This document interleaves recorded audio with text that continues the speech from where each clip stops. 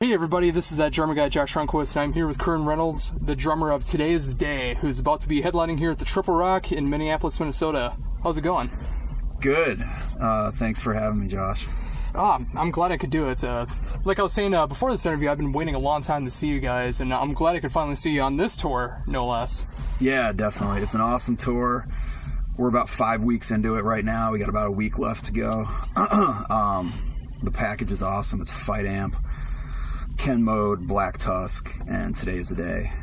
And you're catching one of Black Tusk's final shows with us. They've been out with us for like 5 weeks. Mm-hmm. They're actually dropping off the tour tomorrow because Andrew, the guitarist, is getting married. Oh, really? In Savannah, Georgia, nice. Where those guys are from. So they're going to be replaced by Ringworm on a few shows. Ooh. And then Keelhaul for the final shows. Awesome bunch of bands through and through. Like, it's just a great package. So it's been a lot of fun seeing these guys every night. You know, I'm learning a lot. I think everybody on this tour is learning a lot by watching each other because it's a diverse bunch of bands. You know, Black Tusk is like Southern fried party backyard barbecue metal. You know, Ken Mode is doing their thing, Fight Amp's doing their thing, Today's the Day. It's just a very diverse group, and you know, in terms of drums, mm-hmm. everybody brings their own style to it and brings something good to the table. So it's really cool. Oh, yeah, definitely agreed. I mean, when I first heard about this lineup, I thought it was like a perfect, solid lineup that's so diverse, but it all fits together so very well. Yeah, you know, and everybody's getting along. It's cool when people come together from different backgrounds and everybody gets along, and it inspires each other musically. Yeah. And the only downside of having 4 bands on tour is there's no room for locals for the most part. Mm-hmm. You know, there's hardly been any local bands on this tour. You know, part of the fun usually touring is meeting those local bands, and some of them suck, some of them are awesome, but you know, I've discovered some really amazing bands that way, and sometimes it's bands that have gone on to do really big stuff, like my other band, Wet Nurse. When we did our first big tour of the U.S., we played a garage in Salt Lake City with Gaza, and I had never heard of Gaza. Nobody had, none of us had heard of Gaza. Yeah. People in Salt Lake had heard of them, but we hadn't. And this is before their first record had come out or anything. Yeah. You know, so those experiences are really cool. And unfortunately, this tour, we got 4 bands touring, and there's just not much room for that kind of stuff. But, right. Mostly it's been a positive thing, though. Oh, yeah. I mean, it's so solid all the way from the beginning to the end. Yes, and I'm sorry you're missing some of Fight Amp right now to do this interview. Oh, not a problem. You can still faintly hear him in the background. Hearing the drums, so that's cool with me. That dude hits hard. His name is Dan something. I don't even know his last name. Dan from Fight Amp. Mm-hmm. That kid hits really hard. He's awesome. And he has a really cool style to him, too. I mean, I only got to see one full song so far, but I just love watching his style. It's so very cool. Yeah, arms raised over the head, hitting real hard. He's alternating hands, so he'll be on the hi-hat with his right, and then he'll switch it up, high hand on the left, pretty seamlessly. Yeah, good player. All those dudes are hard hitters, actually. You know, James from Black Tusk, and Shane from Ken Mode, really hard hitter, awesome player. Yeah, he's a great drummer. Yeah, it's great drummers all the way around. Hey, and speaking of that, what current setup are you currently using? In terms of gear? Yeah, in terms of gear. I've got a DW performance kit that I bought in October. You know, I started playing drums in the late 80s, and DW had a heavy marketing push around that time, like late 80s, 1990, 91.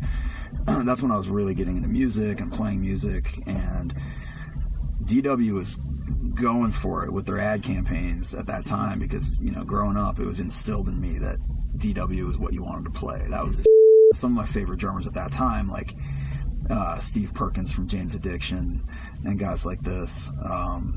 You know, again, this is like 89, 90, 91. You know, those guys were playing DW. My whole life I had a Yamaha kit, and just this October I I traded it in, and I got this DW kit. Performance is like their more affordable line, but it makes sense for me because I'm touring. These things are getting beat up. Oh yeah. It's a practical kit that sounds amazing, but it's a little cheaper, so it's not like I spent $4,000 just on a kick drum, and I'm nervous about taking it to on tour with me. I mean, those are the perfect ones in studio, but not for touring. True. So this is good for my purposes, and it's a white kit. I love it. It's I have an old photo of Tommy Lee playing a white kit, so this, I feel pretty cool playing these drums. So then I have a Pearl Sensitone snare. I've got all Sabian cymbals right now, and Evans heads for the most part. DW pedals. What series? It's a 5000 double just pedal. Like I use. Yeah, it's a classic, man. It's the first double pedal I ever owned, and I'm still using it. It's a double chain DW 5000. I'm using Vic Firth sticks right now, 2B. I change things up, man. I like to try different stuff. I think changing up gear keeps it interesting for me, and it keeps my perspective changing all the time. So I like to try different things, different tunings, different size sticks, etc. But I'm happy with what I got right now. I like the size of the 2B sticks. Oh yeah. Heavy. They let you let the stick do some of the work that way. Yeah. No, it's very true. I mean, the more you change your setup, the more creativity inspires. I mean, sometimes it's cool just to go with like a 3 or 4 piece, and other times it's cool to go with the 11, 12 piece kit. I mean, it all helps with creativity. I feel that way too. Yeah. If anything, I'll take away elements. Like in practice, I'll take the rack tom off, and I'll play that way, or I'll remove a cymbal. And for me, less is more in a lot of things in life, and by taking things away, it makes you approach the whole thing differently and get more out of what you have in front of you. Yeah. And if anything, I get distracted if I have too much in front of me. So I've never been a big kit type of guy. Well, I've always kind of noticed, like, the bigger your kit is, the more you do the same kind of Iron Maiden type tom fills, just going straight down. And, like, you would think with, like, the more drums that you have, the more creativity of, like, trying to hit different drums. Nope, you keep doing the same fill over and over. Right. Now, that said, I think it'd be a lot of fun just for an afternoon to have, can I say? Oh, yeah. Huge kit to play around with, you know, 7 toms and etc. Oh, yeah, absolutely. But yeah, I think I'll always go back to the 4-piece. You know, I started on a 4-piece. My mom bought me this little beginner drum set, when I was 10 years old. So that was 4 pieces, and it's just what feels right. Oh, yeah. I guess I always go back to it. Yeah, it's pretty much the same way I started off, too, is this 4-piece kit called Rhythm Art. Yeah. And, like, every beginner kit is wine red, and...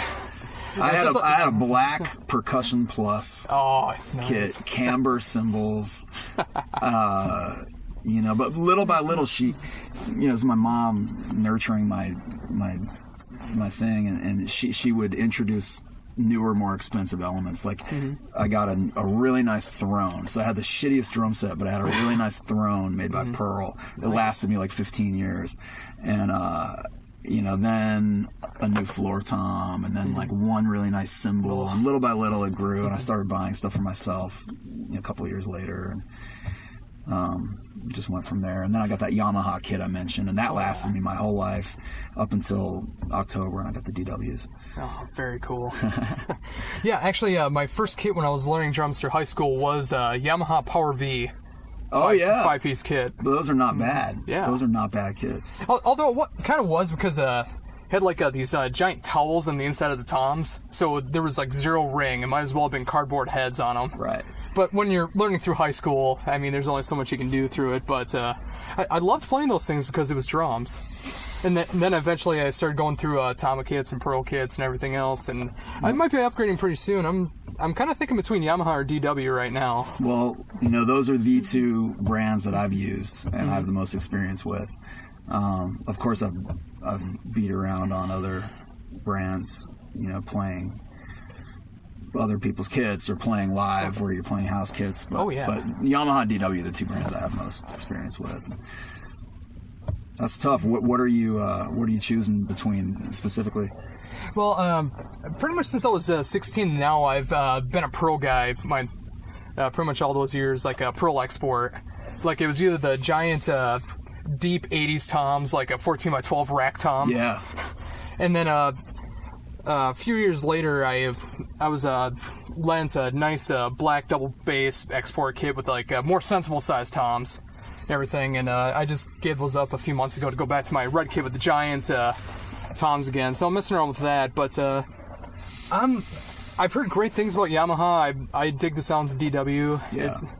It's really hard to go wrong nowadays with like the toms and the drums going on nowadays. Yeah, Yamaha hardware is phenomenal. Oh, absolutely. So sturdy. But the DW, I've had a few months. I really don't have any complaints about it. It's sturdy, sounds great. And, like I said, that's the performance kit, which is more affordable. That's like under $2,000 for, at least for the three shells, the kick, rack, and floor. Yeah. Which used to be unheard of for DW. Yeah. So that said, like going back around to today's the day, how do you approach the drums that way? I mean, you're coming in after some phenomenal drummers who have been in today's day. Yes. How do you approach the older sounds for today's day? Well, I was a fan of today's day from the time I was about 17, 18 years old. I got the Willpower CD in 1995. So ever since 1995, I was a big fan of the band. I got to see them live with their original drummer, Brad Elrod. Saw them in New York City in 96, 97, opening for Unsane. Oh, wow. Honestly, Today's the Day was one of my top 5 bands from the time I was 17, 18 onward. So I got a lot of passion for this band, and, by some cool chain of events, I met Steve, got to know Steve, became his friend. I became his publicist because my day job is that I do PR for bands. Oh, nice. I became the publicist for the band in 2007, I believe. And, it went from there, and eventually things just came around to where he needed a new drummer, and he asked me to do it. So for me, this is not just some gig. This is a band that I really, really had a lot of passion for.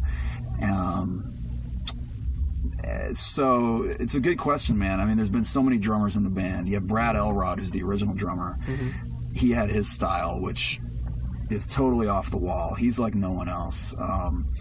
Very hard hitting, very abstract, constantly with the beat displacements, never relaxing, always changing the beat and creating a disorienting feeling for the listener because you lose track of where the one is because he's always trying to trick you. Just absolute musical freedom, just playing around with the beat at all times.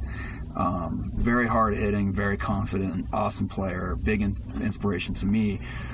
I do not play like him, and no one could. It's just such a unique personal style. And then you go down the list. After Brad, there was a guy named Mike Hyde who recorded Today's Day's fourth record, Temple of the Morning Star. After him was Bron Daler, who's probably the most famous of the drummers because he went on to do Mastodon. Now his style, something completely different. He's like Dave Lombardo on even more speed. He's constantly filling. People call it lead drums as opposed to lead guitar. He's just maximizing everything, always playing 100 notes at a time. That is not my style at all either. So I don't play like either of those guys. On and on. You have Mike Rosswag, who's an absolute blaster, just a fast, extreme metal drummer. Who's gotten better and better. He recorded Kiss the Pig with Today's the Day. And he did his thing on that record. In the time since that record, his skills are like times 100. He's really stepped up his game. He has his own band called Complete Failure. That's right. Mike is a phenomenal drummer for that style, extreme metal, blasting double bass, total speed freak. Not drugs, but yeah. speed. Oh yes. tempos. It's drugs for us drummers. Yeah, exactly. So anyway, point is, and then of course Derek Roddy. Oh yes. Yeah, another famous drummer, and it was me that hooked up Derek Roddy with Today Is the Day, because I had been the publicist at Earache Records from 2000 to 2005. So I was Derek's publicist when he was in Hate Eternal. Nice. And I started working with Steve. Steve needed a drummer for the Axis of Eden record in 2007, and I connected him with Derek. Derek, what can you say? I mean, he's a world-class musician, just phenomenal. So anyway, you know, you can see this band has had all kinds of great drummers. I cannot replicate what any of them did note for note, and I wouldn't want to try. I think that would go against what Today Is the Day is all about. This band is supposed to be a place for musical freedom and true expressions of things. So the best I can do is go in there, respect what those guys did, and try and emulate it to some degree, but then take it and do it in my own way, because that's what this band is about, doing what you really believe, what is truly from the heart. So I'm not trying to copy what anyone did, just doing the stuff my own way. And then there's the new material, which I wrote with Steve. I recorded on the newest record, Pain is a Warning, which is I absolutely love that album. Oh, thank you. Thanks a lot. You know, that came out 2011, and we've recorded one new song since then called Sick of Your Mouth. We did that as a thing just to put out some new music before this tour that we're doing right now, because we don't have a new album out. So Sick of Your Mouth, which is the new song, and Pain is the Warning, which is the newest record, that's music that I created myself with Today Is the Day. The rest of the stuff is stuff that other drummers did, but you know, you'll see tonight when we play, it's all that stuff. You know, I'm trying to respect what they did, but it's through the filter of me and my own playing, because that's all I can really do. And yeah. Well, that was exactly what I wanted to hear too, because I mean, there are some great drummers who can emulate pretty much anybody, but I always lean towards the drummers who have their own style. I mean, like when you go from one band to another that you didn't create, I mean, you got to have your own spin to it. That's how I've always felt as a drummer, because otherwise you kind of just feel like you're playing to a drum machine or something like that, where you're not having the creativity that you would have as your own style. Right. And I think as a fan, it's nice to see somebody on stage who is putting their heart into it and giving it 100%, as opposed to someone who's covering note for note what someone else did. You know, I guess I'm on the heart side of the fence with that one. Oh, absolutely. Same here. So speaking of that, since you did write a new song, is there any plans to be going back in the studio anytime soon?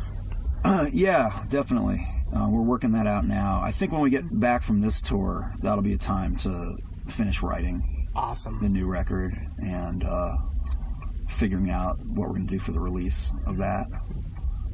We have some ideas as far as what labels to work with and stuff like that. I think I'd say by summer I could give you a better answer on all that stuff. Yeah. Oh, it's still very cool, though. I mean, I'm glad to hear that there's going to be some new Today Is the Day. Yeah, this will be the band's 10th record. That's right. And this year is the band's 20th anniversary. 20th anniversary of the first album, Supernova. Yeah. So Steve is a veteran, for sure. He's been going for it. Tonight, actually, because we're in Minneapolis, this is the home of AMREP, which is the first label that put out Today's the Day music. That's right. Amphetamine Reptile Records. They put out the first 3 records: Supernova, Willpower, and the self-titled Today's the Day record. So just before I came here to see you, we were over at an art opening of Tom Hazelmeyer, who was the boss of Amphetamine Reptile and also a visual artist. And we were hanging out with him, and that was a pretty cool thing for me, and also for Steve, because they go back 20 years now, old friends. The first Today's Day record was recorded here in Minneapolis in the Amphetamine Reptile offices. They had a studio right there in the office. So it's definitely some cool Today's Day history here in this town. Oh, absolutely. Yeah, I remember, like, that's kind of how I first discovered the band. Was I was looking up local Twin Cities bands, and I saw, like bigger names like Today's the Day recorded here. So that's how I discovered it from there, listening to those albums, and it was so awesome to hear that kind of music coming out of here. Yeah, for sure. So with the set list, I mean, has it been kind of a static set list, or are you guys changing it around for the dates, or what do you guys got going on for that? I think tonight we're going to do something special because of what I just said, and Minneapolis being the home of AMREP. I think we're going to dig into the archive and do some older songs for sure. But basically the set usually includes stuff from most of the albums. Let's see. Supernova, yes. Willpower, yes. Self-titled, no. Temple of the Morning Star, yes. What comes next? In the Eyes of God, yes. We do a bunch of those. Kiss the Pig, yes. Sadness Will Prevail, yes. Axis of Eden, yes. And Pain is a Warning, yes. So it looks like Self-Titled's the only one that we're missing at the moment. Oh, but it still covers the ground very well. It covers the ground. I mean, over 20 years. I mean. So there's a lot of different drummers. Like, going back to your other question, it's a lot of different styles. The band changed style drastically through those years. Not only the drummers, but like the band, the full band. And just it's always been a vehicle for Steve's creativity, and it's a place of musical freedom, like I said. So whatever was inspiring Steve at that time, he would go in that direction. So the early stuff, it's almost like on the Jesus Lizard, Amphetamine Reptile Records tip, but more evil. There's a harshness to the vocal that definitely is more extreme than those other bands like Jesus Lizard, but it kind of fit into that whole scene. And then he got more and more satanic and cinematic as you go into like the Self-Titled record. And on from there, by the time of In the Eyes of God, when Bron Daler was in the band and Bill Kelleher, that was even more on like a Slayer meets King Crimson trip. And he got more and more metal, more and more into grindcore, death metal with Kiss the Pig and stuff like that, Axis of Eden. And then Pain is a Warning, the record that I played on, I think he was feeling something more of like an AC/DC Motorhead kind of a vibe, of course, through the Today's the Day filter, which is a pretty extreme filter, but he brought some of that rock and roll of those bands like AC/DC and Motorhead into the thing. So it's a within the band's catalog, it's diverse. There's a whole lot of different sounds going on. And that's what I love about the band so much. I mean, there's only so few bands that can actually kind of make the same album over and over and it's still good. I mean, it's great for a band to show their progression and be diverse and try to experiment and try to become better bands. Yeah, I agree. It's like watching your life unfold musically, especially if you're doing the band 20 years like Steve's been doing. If you follow those records, you're watching Steve's life from when he was 20-something to now he's 40-something. So,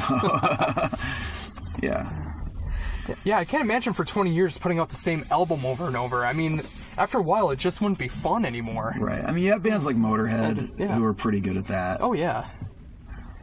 I mean, if you got that niche and that's exactly what you want to do, there's no problem with that. Yeah. I mean, AC/DC, Slayer, Motorhead, all those bands, yes. But, like, I am that kind of drummer who, like, wants to experiment and have some progression to it and try new things. Yes. And that's what always drawn me to Today's the Day. That's cool. What are some drummers that you're digging right now? Lately, I've been on a really big progressive metal route. Like Sean Reiner from Cynic and Death has been like one of my biggest inspirations. Yeah. I mean, when I got this lined up, I've been listening to the newest Today Is the Day album, and I've been listening to your style, and I've been trying to replicate that myself. You know, trying to add that style in there. I mean, I've always been gravitated more to progressive music for that same reason I was mentioning, because I like to experiment and try new things musically, and. I mean, yeah, like a Sean Reiner, Gene Hoglan, you, of course, on the new album, and hopefully the newest album that'll be coming out. Yeah. I mean... Well, thank you for that. That's very kind of you to say. Oh, I absolutely mean it, too. Some of that Gene Hoglan stuff off the Atomic Clock is great. He has a good way of explaining things, good down-to-earth sort of manner about him, and he's just so precise, and his body type is so weird that he's able to execute what he does. I love it.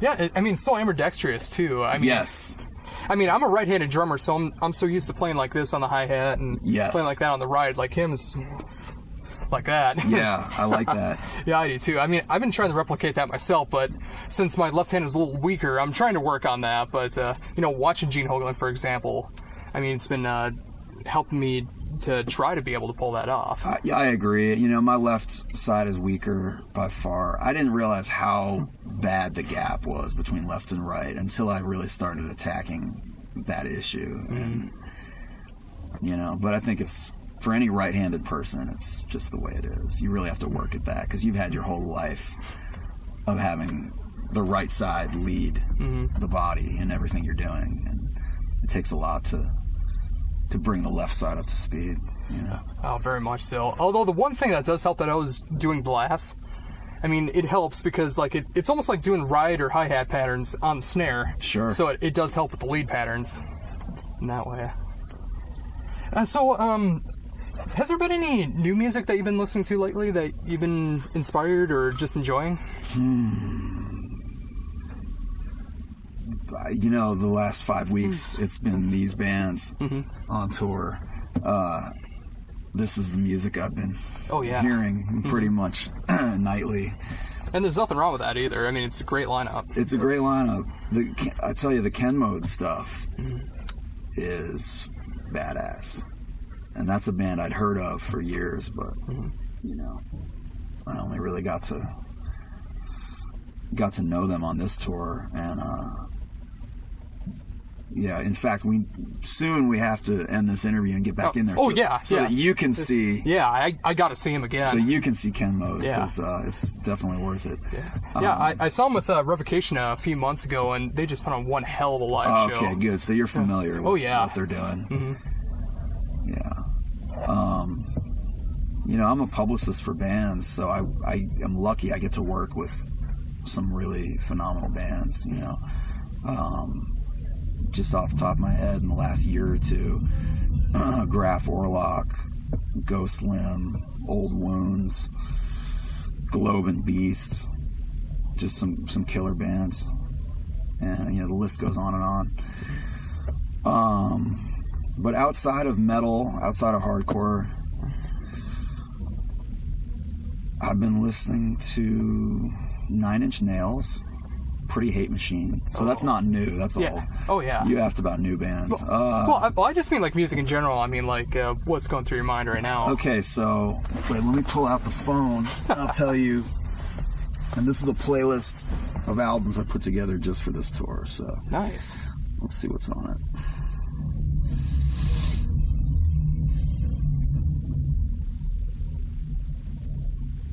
All right. Abominable Putridity. Boogie Down Productions. Don Caballero. Oh, great band. Right? The drummer, Damon Che. Yeah, he was one of the first bands that helped me get into that style of music. I mean, listening to his drum patterns and his drum fills inspired me so much growing up. That's awesome. Dr. Dre, Eminem. Falling in Reverse. Now that's a guilty pleasure. For anyone who doesn't know that band, that's a Warped Tour, Alternative Press Magazine type of teeny bopper metal band, but for some reason I love them. Fugazi, Gorguts, Guns N' Roses, Human Rejection, Interpol, Jane's Addiction, Jay-Z, John Coltrane, King Crimson, blah, blah, blah, etc. It's a very diverse list. It's diverse. Yeah. Yeah. Well, I hear Ken Mode's starting. We should probably wrap it up soon. Just wrap up. Hit me with any more questions you got. Really, just the last one to ask is there anything else that you'd like to bring up that I have not brought up yet? Man, you've covered a lot of ground. Yeah. I try to do that. Look out for the new Today is the Day stuff, whether new tours being announced, new record. There should be news on all that stuff within a few months. Oh, very cool. And, there's a little bit of this tour left. There's about a week left. So, we're in Minneapolis tonight. We're heading to Chicago tomorrow. Let's see. Chicago, Grand Rapids, Columbus, Cincinnati, Cleveland, Detroit, Toronto, Montreal, Ottawa. Anyway, by the time you hear this, maybe this is old news, but well, it should be up like I would say Monday or so. It should be up on YouTube, and then my radio show starting Tuesday. Nice. Well, I hope to see any fans of the band out at these final shows. And thank you so much for the interview. Oh, thank you very much. It's been a complete honor. It really has. So, once again, absolutely check out Today's the Day if you've not heard them yet. And if they're coming anywhere near you, please check them out. And check out the newest album, Pain is the Warning, from Today's the Day. You will love it. This is That German Guy. Thank you.